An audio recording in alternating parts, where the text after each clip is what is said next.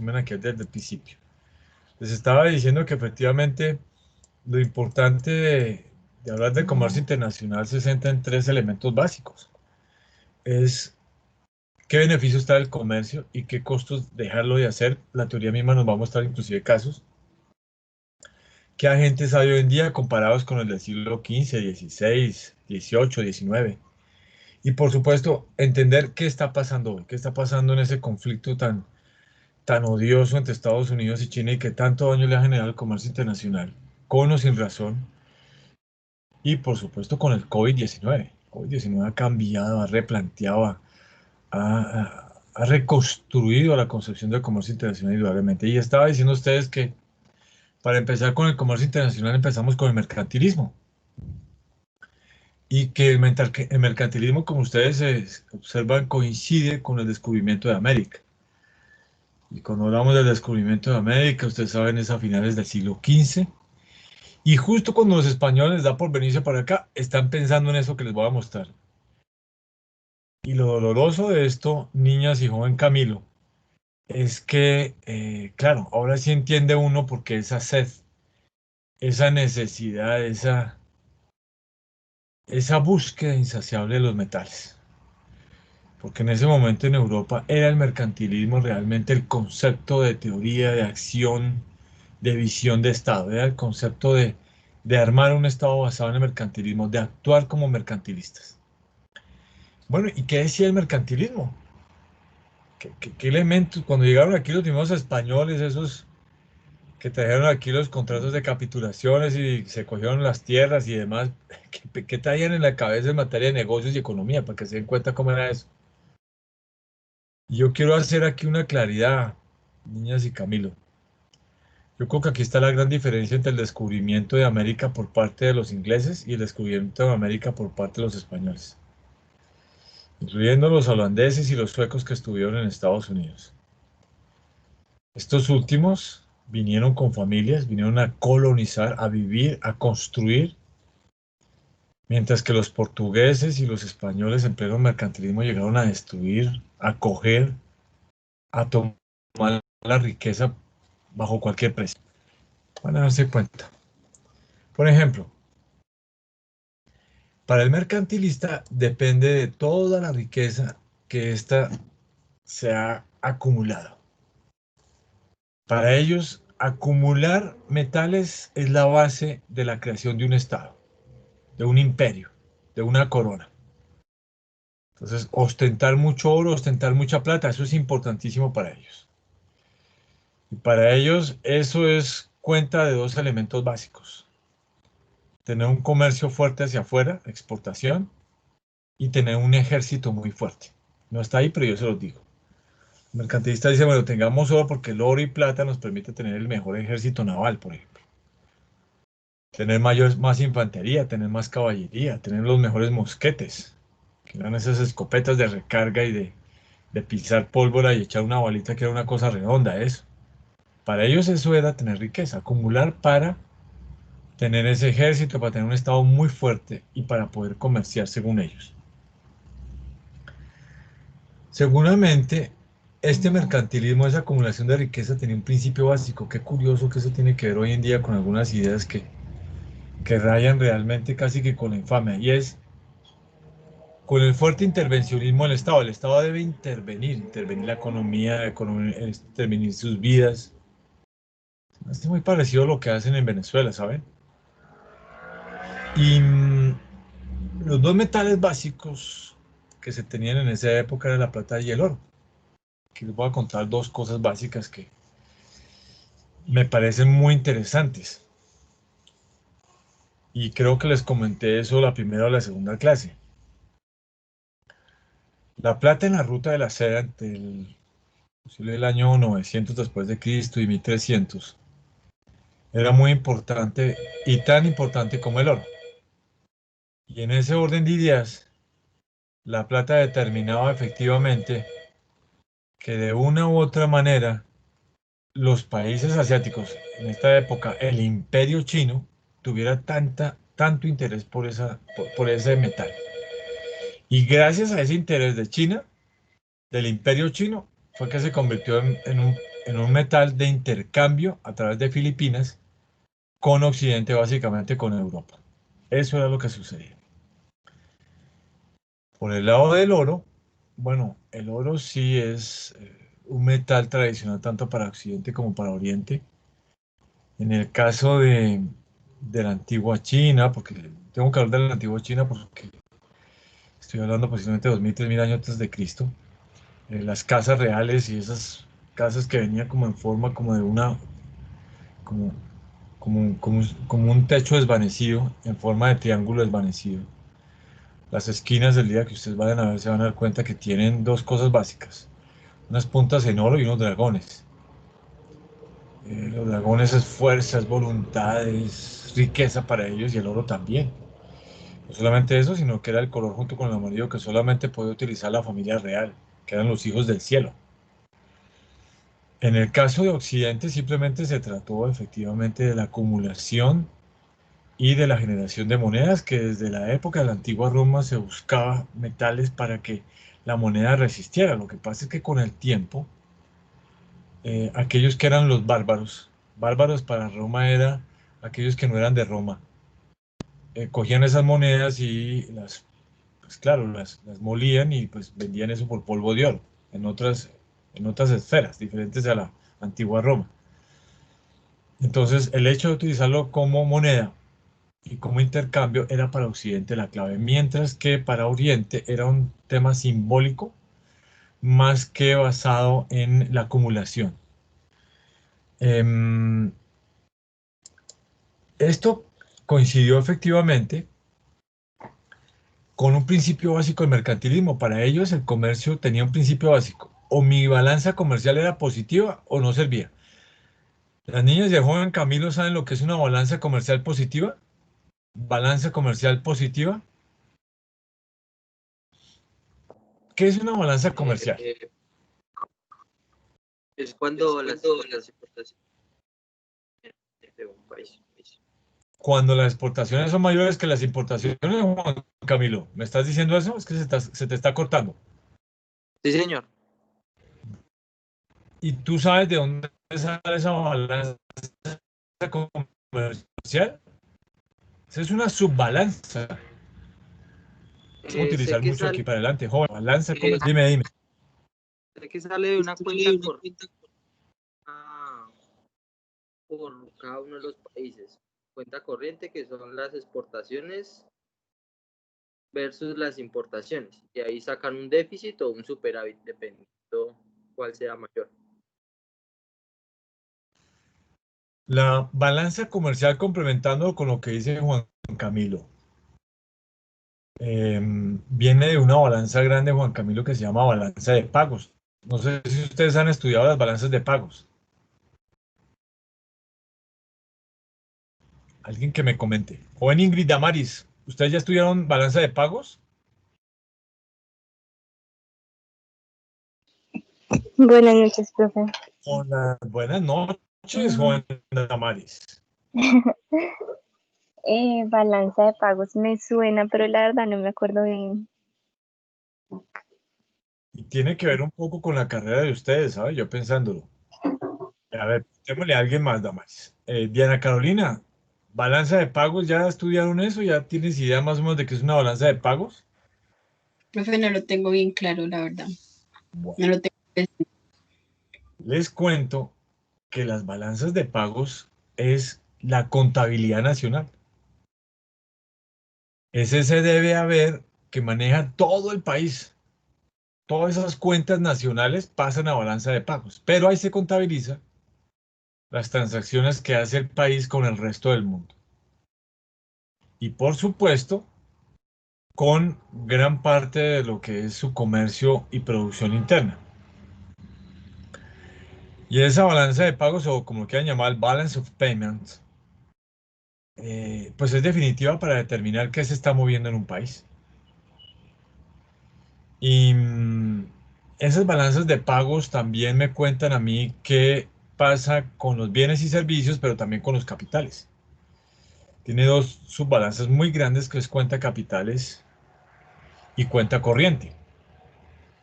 La cuenta corriente tiene varias subcuentas. Cuenta de transferencias, cuentas de servicios y cuenta comercial. Entonces, Juan Camilo, la balanza o cuenta comercial pertenece a una balanza de pagos dentro de su balanza o cuenta corriente. ¿Sí quedó claro? Profe, qué pena, las subcuentas eran de servicios comercial y cuál. Transferencias, servicios y cuenta comercial. Eso hace parte de balanza de cuenta corriente. La otra balanza grande es cuenta de capitales. Entonces hay cuenta es capital de corto plazo y capital de largo plazo. Entonces, las cuentas comerciales o cuenta o balanza comercial, como lo quieren decir, hace parte de una balanza de pagos y contabiliza lo que son bienes y servicios en un periodo determinado en un territorio. Porque yo puedo bien sacar, por ejemplo, cuenta comercial de la Unión Europea, pero por supuesto que también puedo sacar cuenta comercial de Colombia o de Bogotá, dado caso. Pues bien, los mercantilistas abogaban algo que es traído los cabellos, la verdad. Ellos pedían siempre que la balanza comercial fuera positiva. Entonces, pues uno decía, pero, o sea que ellos siempre ganaban, sí. Siempre buscaban que las exportaciones fueran mayores que las importaciones. Por eso cuando los españoles llegaron acá, ellos todo el negocio lo manejaron pensando en que eso ya era productos propios de España y del Imperio Español. No importado, no, no, no, no. Eso era producto español. Y que ese producto español tenía que ayudar venido de las Indias para generar más riqueza, tener mejores ejércitos.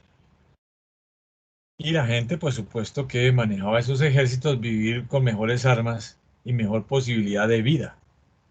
Porque por supuesto que estas familias reales fueron ostentosas en todo sentido, tanto la portuguesa como la española. Entonces, los mercantilistas decían, sí hay comercio siempre y cuando nosotros ganemos más cuando exportamos que lo que importamos. Y eso tenía que ver con otra cosa que me parece interesantísima, porque ellos decían, mire, no gastemos el oro y la plata si no es necesario, sobre todo el oro. Entonces, si nos ponemos a importar mucho, pero nos gastamos el oro, no, pues qué pena. Entonces ellos dentro de ese control del Estado controlaban mucho las exportaciones. Y cualquier producto que fuera que considerara la corona que estaba acabando con la riqueza, se prohíba la exportación, especialmente los metales, eso no. Metales hay que guardarlos debajo de la cama y fuera de eso, pues construir ejércitos, que eso era lo que valía la pena para ellos, para ellos. Em, Otro principio muy interesante que tiene que ver con lo anterior, fíjense lo curioso es que ellos decían, mire, no gastemos el oro porque estamos perdiendo la riqueza, pero adicionalmente no lo gastemos porque con ese oro se lo estamos dando a otro estado que lo estamos volviendo más poderoso que el nuestro. Al fin y al cabo ese oro de pronto les va a ayudar para construir un ejército mejor que el nuestro. Se dan cuenta, era una manera de pensar un poquito estrecha, pero que digamos fue un principio para elaborar y diagnosticar lo que se necesitaba en materia de comercio internacional. Y así, pensando en esto, llegaron los portugueses y los españoles aquí a América, pensando de esa manera. Así que imagínense ustedes lo que pasó acá. Bueno, jóvenes. Ya, Profe, mira, yo tengo una preguntita. O sea que el concepto de balanza comercial positiva significa que se exporte más, se sí, gane más exportando que importando. sí, bueno, aunque no es parte de esta clase, digamos, ahondar en esto, yo te puedo responder rápidamente en ese sentido y claramente. Una balanza comercial como cualquier balanza de esa naturaleza, como la de transferencias o la de servicios, tiene tres posibilidades, Luis. O hay superávit, exportaciones mayores que importaciones, o hay déficit, es decir, exporto, pero mis importaciones me superan. No se puede decir que una balanza igualitaria, que eso lo habla Stuart Mill a finales del siglo XIX. No, no. No, tiende a ser igual, porque imagínate, Luisa, es casi imposible encontrar una balanza de pagos igual, que exportaciones sea el mismo valor que importaciones. Eso es muy difícil. Nosotros recuerdo que hace unos 3 4 años nos pasó algo con Corea del Sur, y es que el valor era muy parecido. Estaba alrededor de 2.000 millones de dólares una y otra, pero jamás el mismo valor. Entonces uno dice que hay tres posibilidades. Déficit, superávit y tiende a ser igual, pero no igual, jamás, eso es imposible. No sé si con eso, Luisa, yo te dejé claro eso. Sí, señor, gracias. Listo. Fíjate, Luisa, ya después de todo ese tiempo, wow, siglo XIV, siglo XV, sobre todo siglo XV, XVI, XVII, hasta que llegamos al siglo XVIII. Y en el siglo XVIII, aquí llega, digamos, el maestro, el padre de la economía, que es Adam Smith. Yo no sé si ustedes han escuchado de Adam Smith. ¿Alguien ha escuchado algo de Adam Smith? No, no puede ser, me digan que no. Si es el padre de la economía, ¿recuerdan qué libro escribió?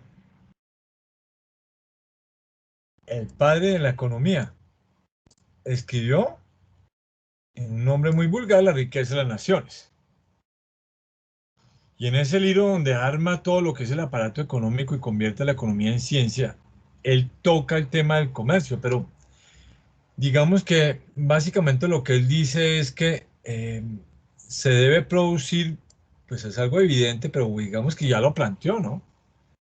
Se debe producir cuando los costos de producción sean menores. Ahí usted debe dedicarse a su producción y con eso exportar. Eso es lo que está diciendo básicamente Adam Smith. Lo que pasa es que a Adam Smith le tocan dos periodos interesantísimos. Uno, Inglaterra está pasando de la producción artesanal a la producción industrial. Eso se llama un take-off.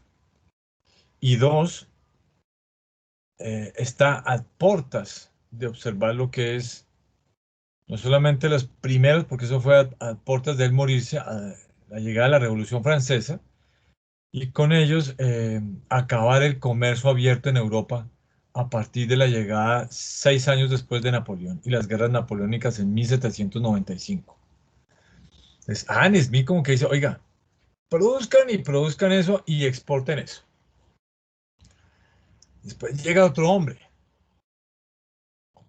que fue discípulo de Adam Smith y yo no dudo que haya admirado a Adam Smith, pero después digamos que él evolucionó el pensamiento de su maestro, que fue David Ricardo. David Ricardo plantea algo, jóvenes, que cómo será que todavía se discute a nivel de comercio internacional. David Ricardo escribe un libro en 1817, principios de, ¿cómo diría yo eso en español? Principles of Taxes, como los principios básicos de los impuestos, algo así como es. Pero a David Ricardo le tocó un periodo también bien especial. Digamos que él ya está en plena industrialización. O sea, Inglaterra está produciendo ya bastante.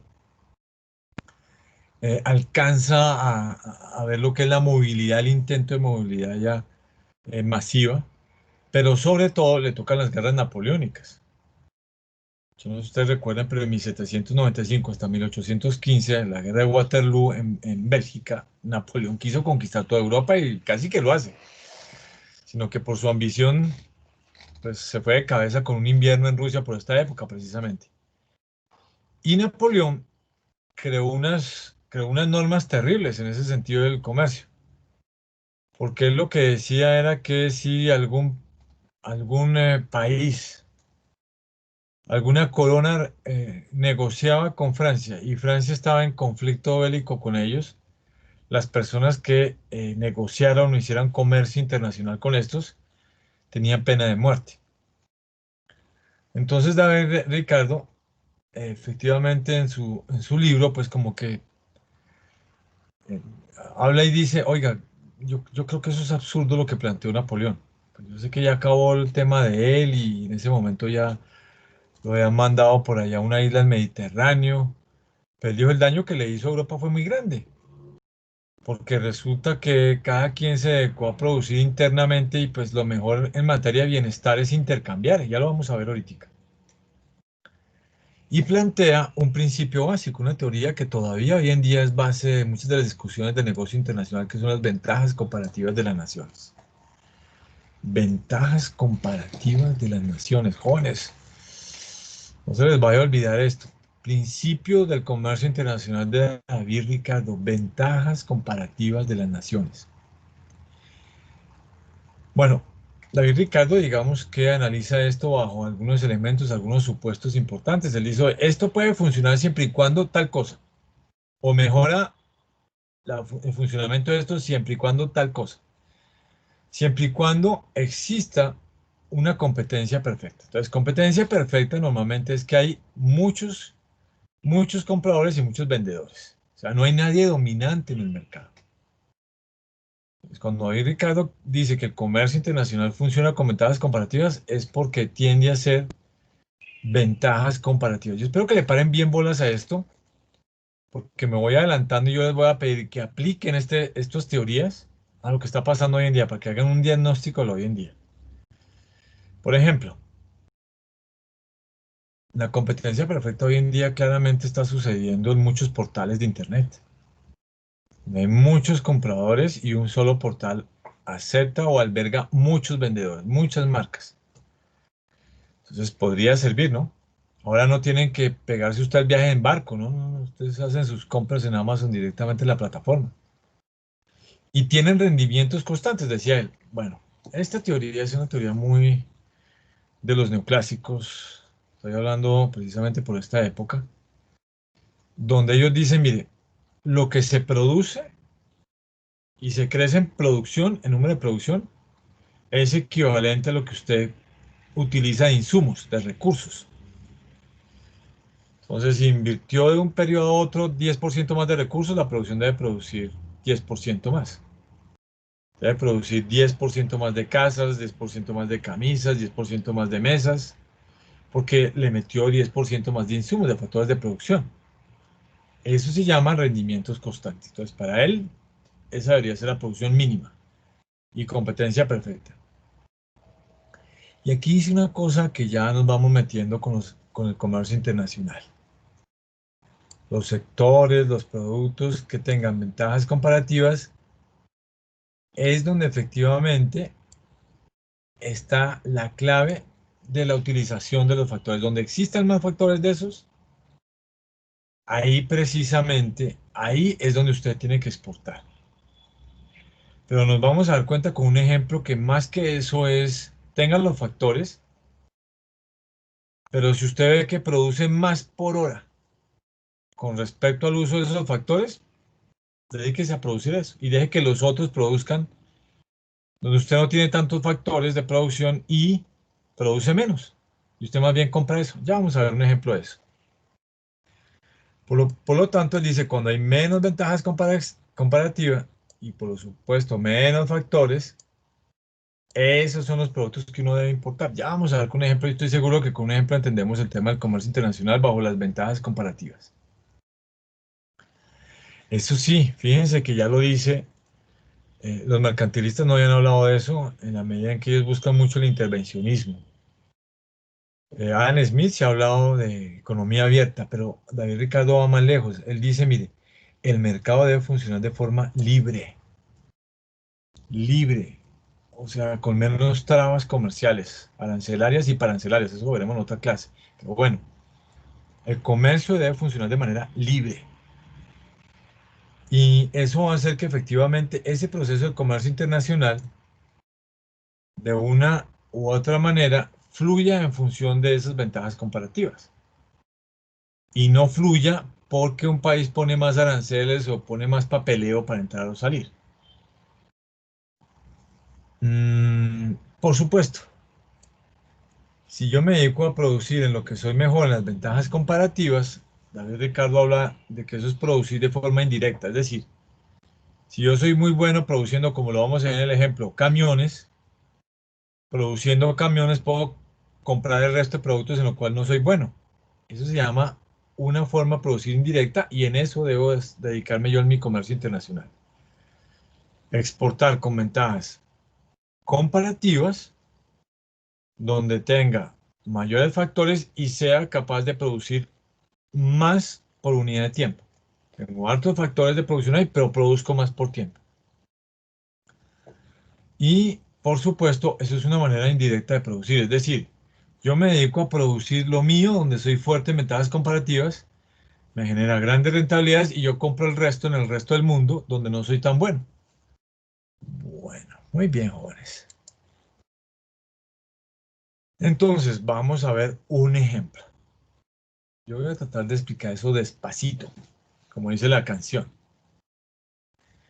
Tenemos dos países. Tenemos el país A y país B. Imaginen que solamente hacemos o vemos o observamos negocios entre A y B. Listo. Y que dentro de su legislación laboral, cada país dice, mire, en este país, en A y B, máximo se trabajan 8 horas, o 8 horas al día. Listo. O sea, que lo que se produzca se produce gracias a la utilización de esas 8 horas. Perfecto, listo. El país A produce 24 camiones y 80 kilogramos de café. Pero, ¿de qué tiempo dispone para eso? Antes de hacer comercio internacional, antes de hacer comercio, los países dedican mitad de tiempo a producir cada bien. Es decir, dedica 4 horas a producir camiones y 4 horas a producir café.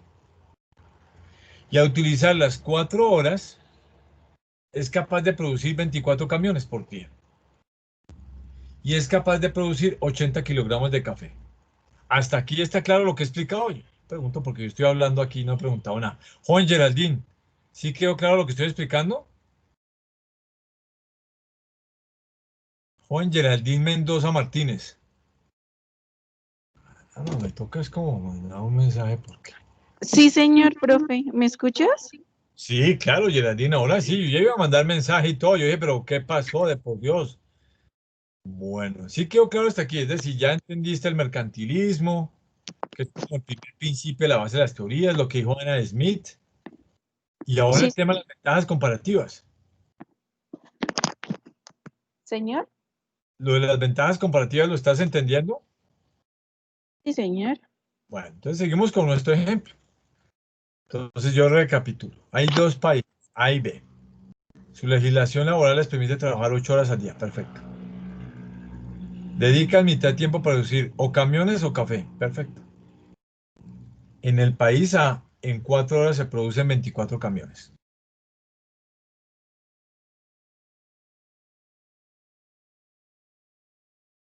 Ocho camiones en 4 horas y 120 kilogramos de café. Ah, quiere decir que antes del comercio o sin comercio, fíjense ustedes, sin comercio, porque esto es antes del comercio, cada quien produciendo ahí por su cuenta. Entre los dos producen, a ver, veamos, a ver, entre los dos producen 24 más 8, pues 32. Producen 32 camiones. Y produce, pues 80 más 120, producen 200 kilogramos de café. Entonces, sin comercio, los países son capaces de producir 32 camiones y 200 kilogramos de café. Bueno, vamos a ver qué pasa con las ventajas comparativas y cómo funciona. Se plantean abrir o generar comercio internacional. Ahí ve, sí, que no, que hagamos un comercio y que intercambiemos y usted tiene camiones y yo tengo café. Y bueno, miremos a ver a quién le conviene producir café y camiones. Listo, revisemos. El país A quiere demostrar cuánto produce por hora de camiones. Entonces dice, miren, muy fácil. Si en 4 horas yo produzco 24 camiones, que es de mitad de tiempo, yo soy capaz de producir por hora 6 camiones. 24 dividido 4, 6. Perfecto. 6 camiones. B, en cambio, el país B dice, mire, yo le voy a decir cuántos camiones produzco por hora. Yo produzco 8 en 4 horas, o sea que yo produzco 2 camiones por hora. Fíjense que aquí ya nos damos cuenta de algo, que comparativamente, utilizando las horas de trabajo con los recursos o factores de producción, el país A produce más camiones por hora que el país B.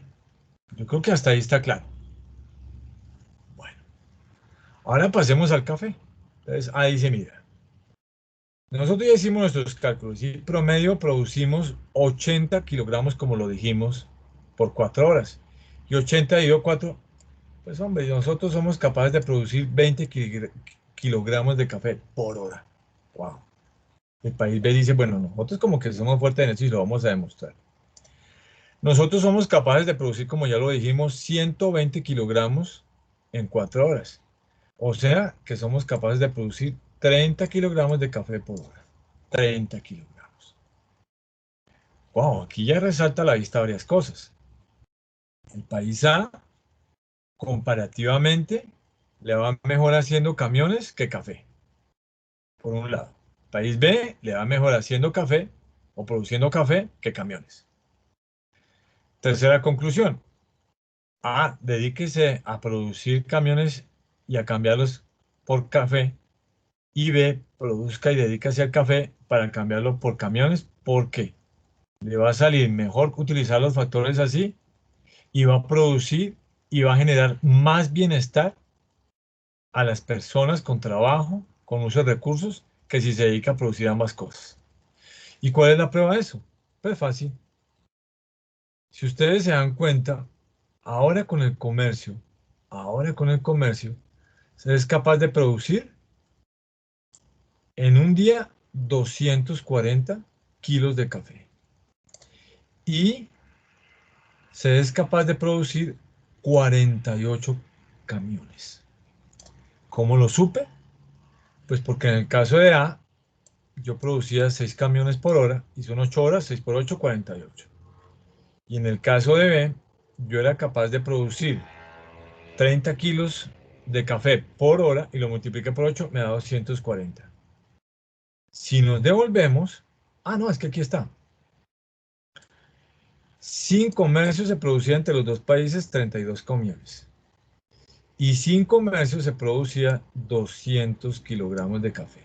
Ahora se produce más o menos algo así como 16 camiones más por hora, 16 camiones más por día, perdón, y por supuesto 40 kilogramos de café más por día.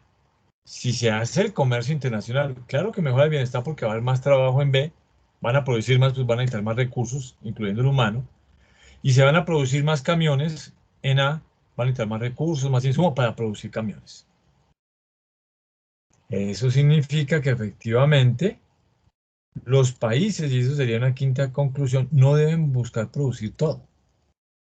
Yo les voy a poner ahí un asterisco y ya van a ver por qué. Sino donde, según David Ricardo, se produzcan ventajas comparativas. Es decir, que se produzca más por horas de trabajo a menor costo, pues claro. Si con las mismas horas produzco más, pues el costo asociado a la producción se reduce. Por supuesto, eso me lleva a una sexta conclusión que ya la dije. Mejor me dedico a producir donde tengo ventajas comparativas y eso lo exporto para intercambiar donde un país eso es más barato porque se produce más, como en el caso de los camiones y el café. ¿Por qué puse asterisco con el tema de producir todo? Porque yo diría que desde el principio del milenio la República Popular China ha roto un poquito ese esquema y ese paradigma de las ventajas comparativas de David Ricardo. Ellos, yo no me imagino que no producen, la verdad. Creo que la pregunta sería ¿qué no producen? Sin embargo, yo veo que son grandes compradores de alimentos por una sola situación, jóvenes. Entre 1990 y el milenio, estoy hablando más o menos hacia el 2010, 2011, casi 800 millones de personas de la República Popular China que se dedicaban directa o indirectamente al trabajo asociado con la parte agropecuaria, se vinieron del norte y centro de China, que es donde se manejaba históricamente el tema agropecuaria, se vinieron al sur de China. Y eso efectivamente produjo una escasez de alimentos. Y es una tendencia que por más que China ha tratado de solucionar eso, no solamente golpea a China, golpea al mundo entero. Si ustedes revisan la balanza de pagos por cuenta comercial de China en los últimos 20 años, ellos son compradores bárbaros de soya. Ellos agotan la soya de toda la Argentina, siendo que Argentina tiene una producción industrial de soya tremenda por hectárea. Y lo compran toda la compran. No porque no lo puedan hacer, porque bajo el principio de David Ricardo, ellos también podrían producir eso. No, sino porque gran parte de la población que vivía en el norte y en el centro dedicada al tema agrario se fue a vivir al sur y eso ha sido un problema gravísimo. Ellos han inventado 10.000 cosas y bueno, algunas les han funcionado a media, las otras no les han funcionado ni a media ni a cuartas. Entonces, eso efectivamente es lo que produce esta situación. Y eso es lo que explica las ventajas comparativas. Jóvenes, ¿quedó claro el ejemplo que di? Angie Natalia Reina, ¿sí quedó claro lo de las ventajas comparativas de David Ricardo? Sí, profe, con el ejemplo fue más claro. Ah, bueno. Sí, no, es que a veces las teorías, Angie, son teorías. Pero ya cuando los veo uno en casos reales, por eso les digo, paren de bolas bien, porque yo les voy a poner mañana a utilizar estas teorías para que analicen lo que está pasando hoy en día en el comercio. Pero bueno, eso es para mañana. Bueno, John Stuart Mill viene casi 60 años después de David Ricardo. Él era muy amigo del tema y hizo unas ecuaciones matemáticas, los neoclásicos todo esto funciona con fórmulas matemáticas que por supuesto no viene al caso. Y John Stuart Mill simplemente dice, mire, primero, él busca algo que, ya les dije, es muy difícil, pero por lo menos supera el concepto de mercantilistas. Dice, ojalá tiende a haber un equilibrio comercial entre las partes, ustedes que lo que yo exporto sea igual que importo, busquemos políticas que sean así, hagamos intercambio de Inglaterra con países que nos generen la exportación es igual a las importaciones. Pero como todos los de esa época, ellos sí dicen, mire, eso sí, bajen a los aranceles y a los impuestos, cosa que no sucedió además, se los digo. Inglaterra empezó, cuando empezó su industrialización, no hizo sino subir los aranceles entre el 35 y el 50%, siglo XIX. Y no hubo productos que subió hasta el 100%. ¿Por qué? Porque estaba protegiendo la industria que estaba naciendo en Inglaterra. Pero bueno, estos teóricos decían, no, ábranlo, quiten esas barreras. Y ese cuadro que ven ustedes de John Stuart Mill ahí explica básicamente lo que él decía en ese sentido. Y él lo que proponía era, mire, si tenemos una política comercial, tenemos dos caminos. Reducir el comercio o aumentar el comercio. Así de sencillo. Si quiero reducir el comercio, ojo, seguramente voy a validar lo que es las políticas basadas en aranceles. Y en esa época existía esto. De hecho, esto fue uno de los aportes de la Organización Mundial de Comercio de acabar con los contingentes o restricción a las cantidades voluntarias de exportación o cantidades preestablecidas. Les doy un ejemplo. Un contingente es que ustedes Colombia haga, porque eso se maneja entre países, Colombia negocia un contingente con Marruecos. Y Marruecos le dice, mire, yo dejo solamente llegar 1 millón de toneladas de plátano a Marruecos. En la tonelada 1 le aplico el doble de arancel, o no lo dejo entrar. Y Colombia le dice a Marruecos, bueno, yo recibo de ustedes piñas. Y después de 500.000 toneladas, en la 500.001 Colombia se pone el derecho de subirle al 100% los aranceles o prohibir la entrada. Eso ya se acabó, eso se llama por contingentes. Entonces, en esa época sí existía. Entonces, yo estuve muy decía, mire, la mejor manera de reducir el comercio es sobre el precio del producto aplicar aranceles y sobre cantidades fijar cuotas de restricción o contingentes. Eso es lo que él decía. Y la mejor manera de aumentar el comercio era sobre los precios, más bien démosle subsidio a las personas para exportar, para importar, ayudémoslas, que el Estado les ayude. Y por supuesto, en materia de cantidades, pues que se negocie, que se determine un acuerdo voluntario de importación con la otra parte, siempre y cuando, claro, mantenga el equilibrio comercial entre los países. Entonces, den en cuenta que estas son cosas que nos dan como ideas. Eli Herschen y Bell Olin. Aquí aparecen los dos muy veteranos porque pues, ambos suecos de la Universidad de Estocolmo. De hecho, aunque Olin ahí lo ven ya muy veterano, murió en el 79 porque fue alumno efectivamente de Eli Herschen. Ellos se dedicaron a estudiar algo muy interesante, cogieron las ideas de David Ricardo de ventajas comparativas, ¿se acuerdan? Y ellos dicen, mire, finalmente, a diferencia de Ricardo, no solamente hay que tener en cuenta lo que produzca por horas, sino tenga en cuenta los factores de producción, capital y trabajo. y en lo que usted esté mejor dotado, en capital o trabajo, a eso dedíquese a exportar. ¿Capital qué es? Maquinaria, equipo. Hoy en día, ¿qué sería capital? Hardware, software, robótica, máquinas de transporte, logística. Y el trabajo, pues aquí básicamente es mano de obra calificada y no calificada. Porque yo he visto muchos ejemplos de este modelo y siempre tienen en cuenta es mano de obra no calificada, pero este modelo indudablemente también sirve para mano de obra calificada. Y les voy a dar un ejemplo rapidísimo. ¿Por qué creen ustedes que se ganó una empresa del Estado chino la construcción aquí del Metro de Bogotá? Porque tienen la experiencia y la cantidad más grande aparte de Rusia y Estados Unidos de ingenieros por año en el mundo. Y tienen especialización en todo lo que son mega obras. Bueno, ¿qué les puedo yo decir de Heschel y Olin? Se ganaron el Premio Nobel de Economía por este modelo, imagínense. Año 77, 2 años luego muere Olin. Como les dije, fueron profesores y fueron alumnos. Desde el 19 se empezó a trabajar este modelo. Imagínense, se den cuenta lo que es la dedicación. 15 años trabajando este modelo hasta 33. Y vamos a ver qué dice estos profesores de Estocolmo, de Suecia, qué reúnen con respecto o qué aportan con respecto al comercio internacional. Aquí ellos retoman lo mismo que dice un poco David Ricardo, ¿no?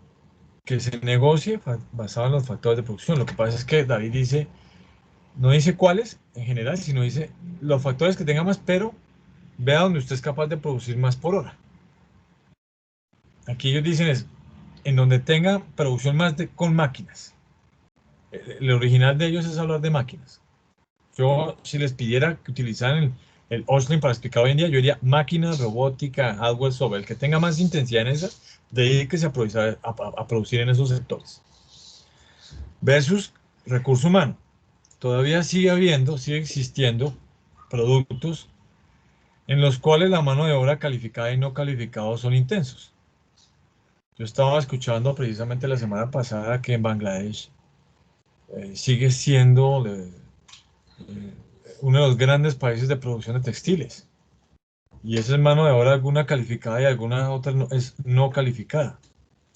Y efectivamente, basados en el modelo Heschel-Olin, ellos siguen utilizando ese modelo para exportar, para producir textiles, donde gran parte del proceso de producción no utiliza maquinaria de equipo, sino utiliza es mano de obra, por horas, por costos. A ver, un momentico, sí. Entonces se cuenta en abundancia. Entonces, por supuesto, ¿qué voy a exportar yo? Entonces, ellos van o proponen que donde exista efectivamente ese exceso en materia de esos recursos de capital, de mano de obra, pues yo me dedique a hacer eso y genere excesos para cubrir mi mercado interno y fuera de eso exportar. Entonces, eso es como entenderlo de otra manera lo que decía David Ricardo. A ver, muy bien. Vamos a ver efectivamente que esto es un principio que todavía ustedes lo van a tener en cuenta para muchos de los análisis. Muchos de los análisis. Eso es algo muy, muy importante. Voy a mostrar algo a ustedes. A ver, aquí tengo un video que tenía aquí preparado. A ver. Denme un segundo para que se den cuenta cómo es ese tema de la producción en estos países. Denme un segundo que pase la publicidad y ya damos el paso adicional. Ya damos el paso adicional. A ver, un segundo aquí. A ver, ya. Ya. A ver, denme un segundo. Esto es un artículo de DW. Por supuesto, es un video artículo. No sé. ¿Lo están viendo, niñas y Camilo? ¿Sí están viendo el video? Listo. Sí, señor. Sí, señor. Perdón, lo quito y lo pongo para verificar que el sonido lo van a escuchar también. Denme un segundo, yo verifico eso con un tiro. A ver. que es muy importante verificar si el sonido ahí está también funcionando. A ver. Listo. A ver. Me dicen si están escuchando, por favor. Ganan lo que nosotros ganamos en un mes. No es iluso. ¿Se está escuchando? Sí, señor. Ok. Estas marcas venden una sola prenda y ganan lo que nosotros ganamos en un mes. No es justo. Sin Mo ha trabajado en maquilas desde los 13 años. Quería estudiar, pero su familia necesitaba el dinero. Gana el equivalente a 2,50 € al día. Antes de seguir, porque estos son términos que ya tenemos que ir aprendiendo dentro de los negocios internacionales, ¿alguien sabe de dónde sale el término de maquila? ¿Qué es maquila?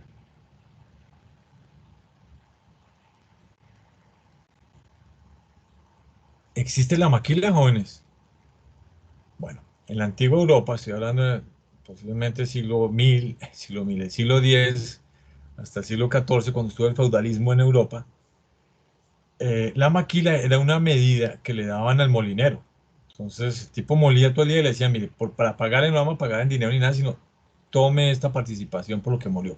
Eso era la maquila. En 1967 se creó la primera ley de maquilas. La generó México, en la frontera con los Estados Unidos. Y esa ley lo que favorecía era la llegada del sector automotriz americano para producir en México. ¿Buscando qué?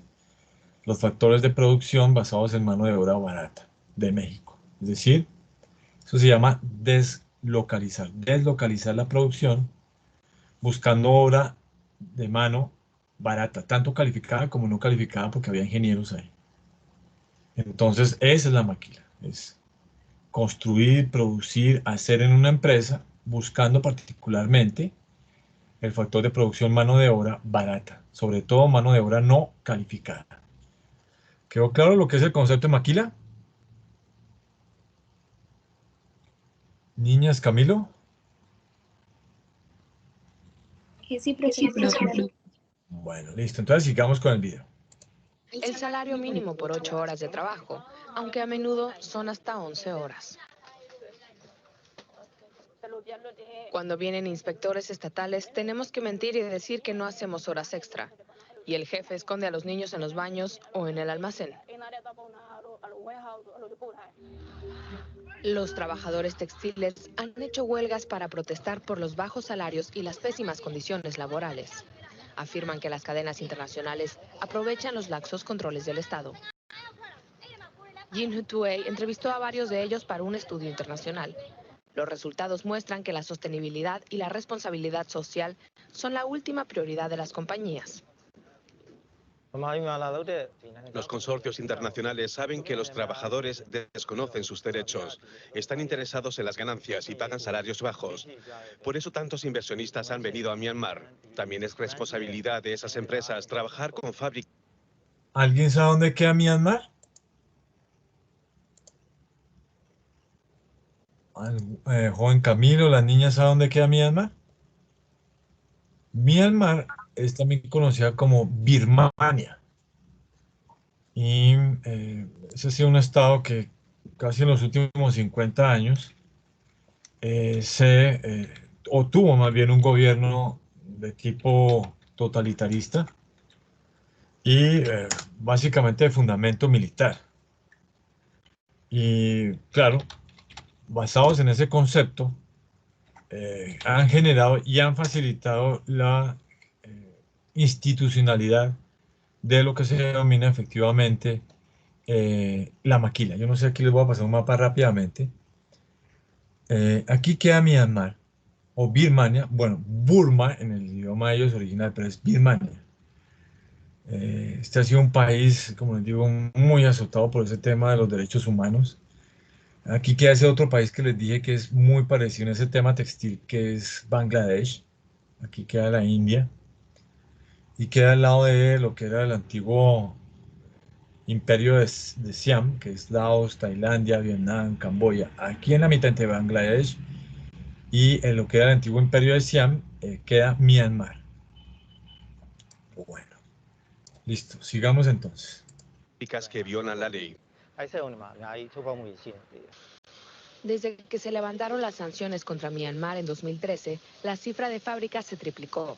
Las exportaciones del sector representan casi el 10% del total, unos 1.500 millones de dólares.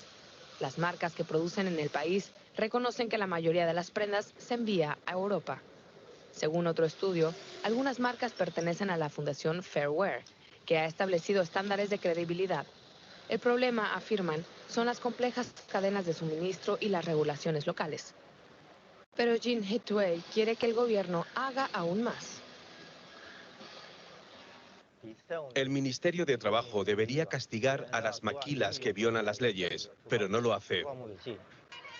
Cuando los trabajadores de la fábrica que produce textiles para H&M decidieron hacer una huelga, la empresa sueca sencillamente trasladó su producción a otro lugar.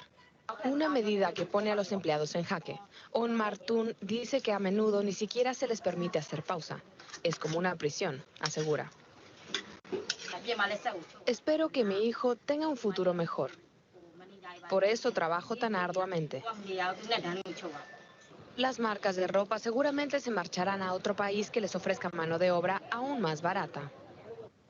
Bueno, jóvenes, con esto se dan cuenta ustedes de lo que se trata estas ventajas.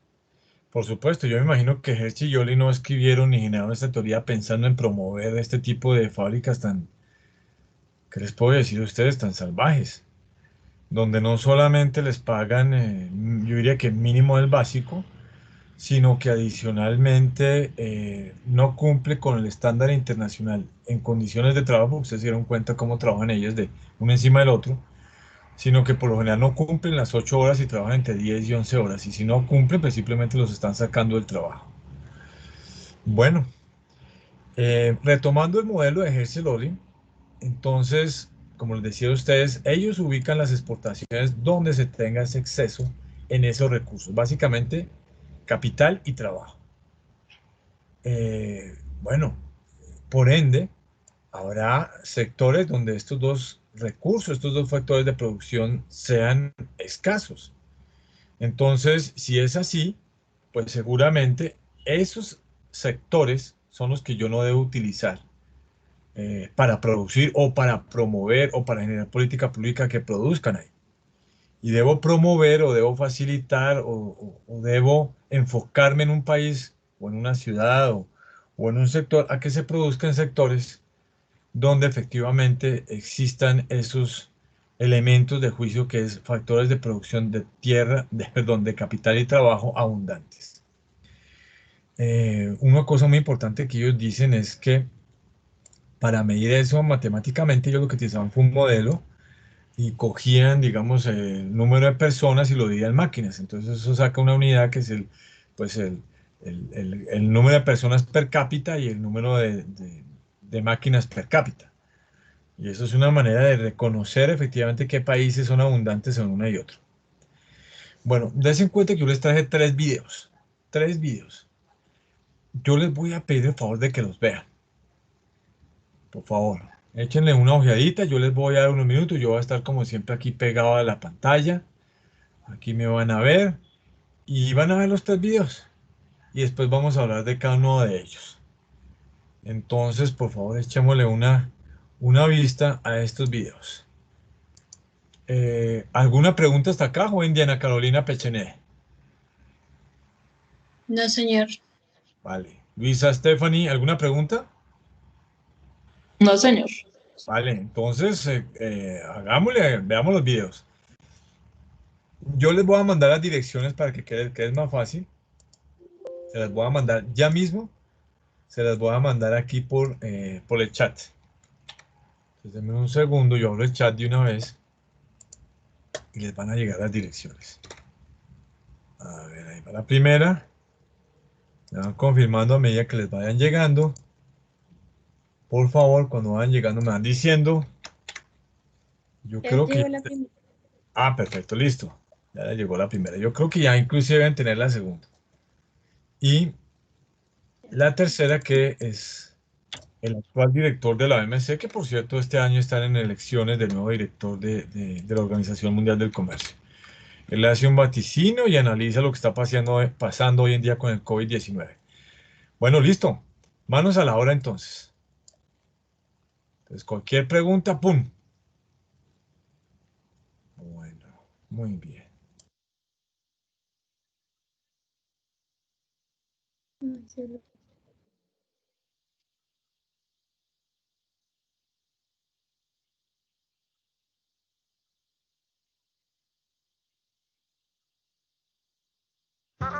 ¿Economía para mí? Sí, y para mí también. Obvio. ¿Y para él? También. ¿Y para nosotros? Lógico, porque entender la economía es central en tu vida. ¡Guau! ¡Un cubo Rubik tridimensional! ¿Y en esa radio hamburguesa se escuchará música chatarra? ¿Se imaginan tener un negocio y traer cosas de otros países? ¿Onda importadora Shaolin? De la legendaria China.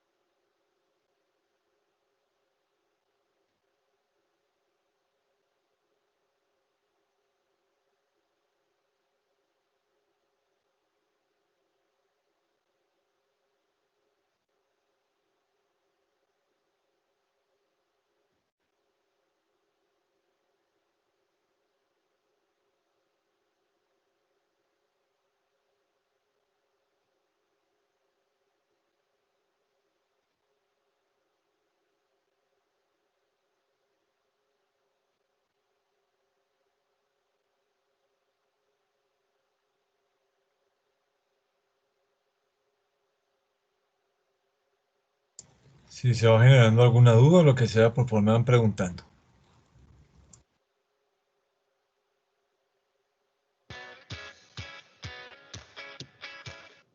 Hey, ¿qué tal, queridos amigos? ¿Cómo estás?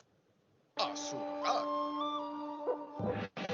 ¿El señor Chao Link? Así es. Y veo que quieren hacerme la competencia. Somos emprendedores en potencia.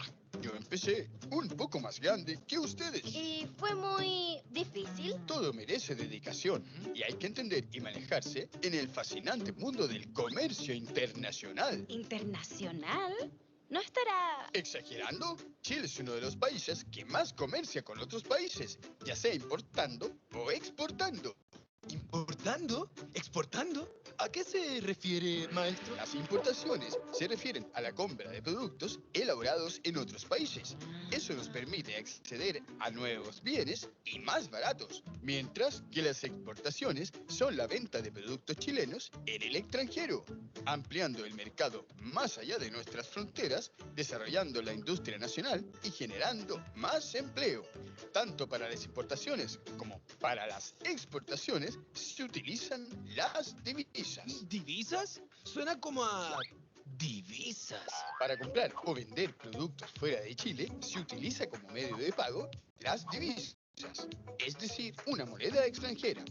Entre las más usadas están el dólar estadounidense, el euro, la libra y el yen japonés. Si queremos comprar, por ejemplo, en China, debemos ver los precios reflejados en dólares y cambiar los pesos chilenos a esa divisa. Y estos, a su vez, serán cambiados al renminbi, la moneda en mi país natal. Este cambio de monedas se hace en el mercado cambiario, que opera en los sistemas financieros de cada país.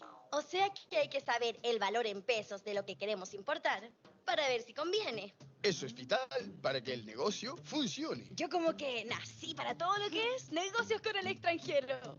¿Ah, sí? ¿Y sabes a cuánto equivale hoy un dólar en pesos chilenos? ¿Por qué? ¿Cambia todos los días? El precio de las divisas, como el dólar, depende de la política de cada país, lo que conocemos como régimen cambiario. ¿Cambiario? En Chile tenemos un régimen democrático, pero ¿régimen cambiario? Chile ha aplicado en su historia varios tipos de regímenes cambiarios. Hoy en día tenemos un régimen de flotación libre, en donde el valor de la divisa se fija de acuerdo a la oferta y la demanda, es decir, depende del mercado. O sea que el mercado controla todo. ¿Eso significa que sea libre? No, significa que el valor de la divisa se determina dependiendo de cuántas divisas se demandan, en general para las importaciones, y la cantidad de divisas disponibles fundamentalmente proveniente de las exportaciones. Cuando el valor del peso sube respecto del dólar, los productos importados llegan más baratos y los productos chilenos son más caros para los extranjeros. Al contrario, cuando el peso baja, los bienes importados cuestan más y los bienes chilenos son más baratos en el exterior. Ahí está más claro. Bueno, gracias por todo. Y quién sabe si un día somos unos grandes importadores. ¿Y por qué no exportadores? Y para que se vayan familiarizando, tomen un dólar de la buena suerte. ¡Ah, mi primer dólar! Lo vamos a cuidar y hacer crecer. Miren, en esta página hay unos cubos Rubik y valen como la mitad de $1. Y en Chile, Valen el triple. ya, cada uno ponga su dólar aquí. Estas divisas serán el punto de partida para nuestro super negocio del mundo mundial. Yo apaño. Ahí está el mío. ¿Y tú? ¿No vas a poner? Es que le compré al señor Chaolink un cubo Rubik. Si quieren se los puedo vender. Y le recibo la divisa así, tal cual. Nada de pesos chilenos. ¿Hacemos trato? Dale, pasa para acá. Barça. Jóvenes, ¿ya vieron el del el Banco Central de Chile? ¿Alguien que haya visto ese video? Sí, señor. Ah, bueno, listo. Luisa, el Banco Central de Chile es muy importante y de hecho Chile porque si hay un país en el mundo entero que tiene acuerdos de integración, que eso también lo vamos a ver en clase, que es un acuerdo de integración y demás, es Chile. Chile tiene casi con todos los países del mundo, incluyendo la República Popular China. De hecho, fue el primer país del mundo ya hace 15 años que hizo ese acuerdo de integración. Y bueno, eso por un lado. Por otro lado, Chile maneja, como ustedes se dan cuenta, un material muy didáctico siempre en materia de negocios internacionales porque es su especialidad. De hecho, este país tiene más de 30 y pico de oficinas comerciales en todo el Asia. Es el país del mundo que más tiene oficinas comerciales y tiene ProChile que hace estudios de mercado muy interesantes. Frente al video, algunos temas importantes para analizar. Primero, pues ya saben que es una divisa, es una moneda internacional. Todas las monedas internacionales se llaman divisas. Todo lo que no sea mi moneda nacional es una divisa. Les dieron cuenta de los más importantes y cada vez, por lo menos en el Asia, los negocios se hacen más en renminbi y en yuanes y en yenes. Lo otro que yo les puedo decir es, bueno, ahí hablan de devaluación y revaluación, realmente es eso. Pero eso lo vamos a ver más adelante en clase. Es decir, cuando mi moneda devalúa, yo gano competencia artificial, competitividad artificial. Pero cuando me revalúo, pierdo competitividad artificial. Yo después les voy a explicar eso en clase. Pero eso es lo que quieren decir. Bueno, vamos con el segundo video. ¿Hay alguna pregunta más de ese video del Banco Central de Chile? Bueno. No, profe. Ok, Geraldine.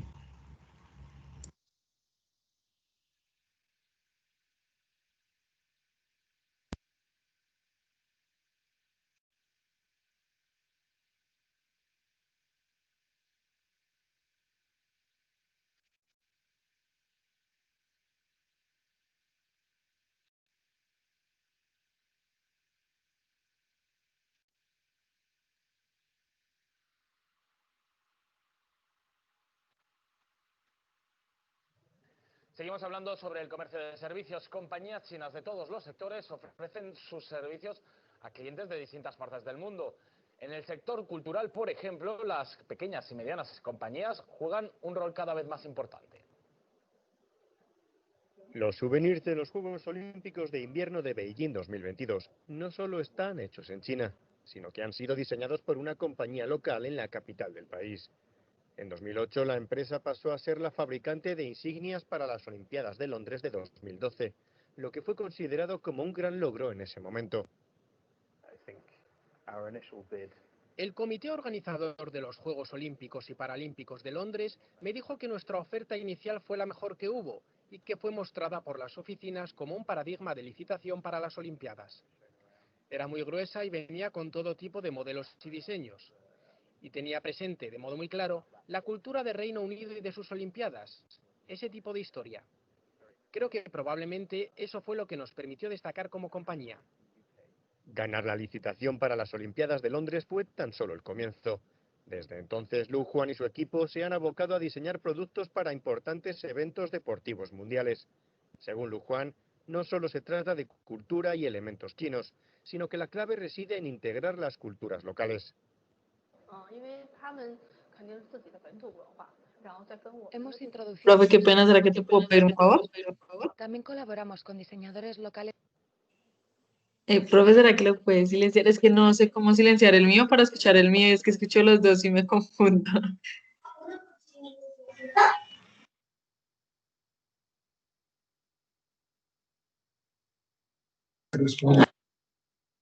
Si no te escucho.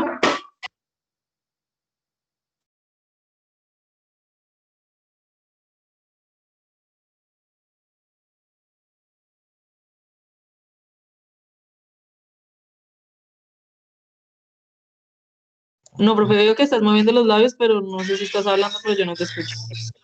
Bueno, te estaba preguntando que cuál de los videos es el que hay que bajar el volumen, el que yo estoy escuchando o el que tú estás escuchando, no entiendo. El que tú estás escuchando, profe, es que me confundo con el que yo escucho. Es que no sé cómo yo bajarle al volumen a No, esto. yo lo hago acá. Yo lo hago acá, yo lo hago acá, no te preocupes. ¿Listo? Ay, gracias, profe, qué pena. No, tranquila, tranquila.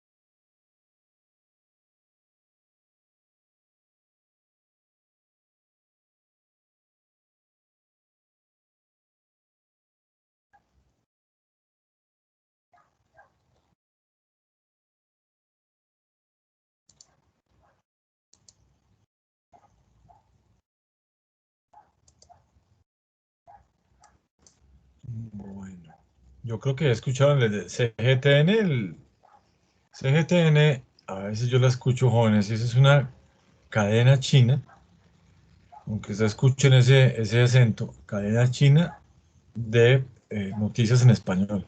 Y ustedes se dan cuenta que el acento de ese hombre pues es perfecto, porque seguramente ha vivido en España mucho tiempo, qué sé yo.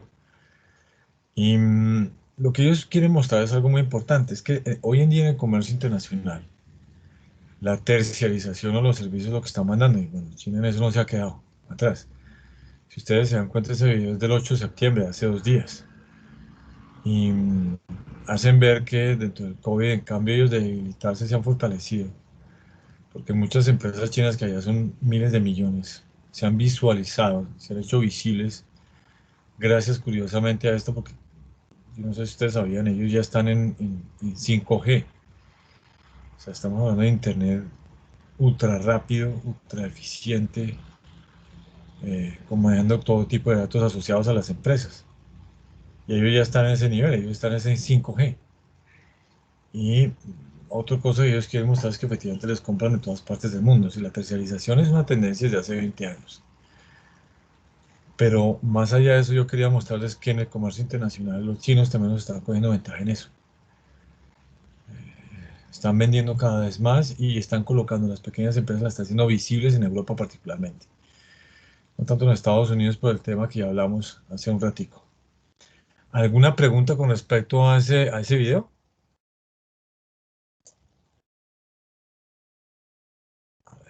Juan Camilo, ¿alguna pregunta? No, señor profe. Bueno, listo. Entonces vamos para el tercero, a ver.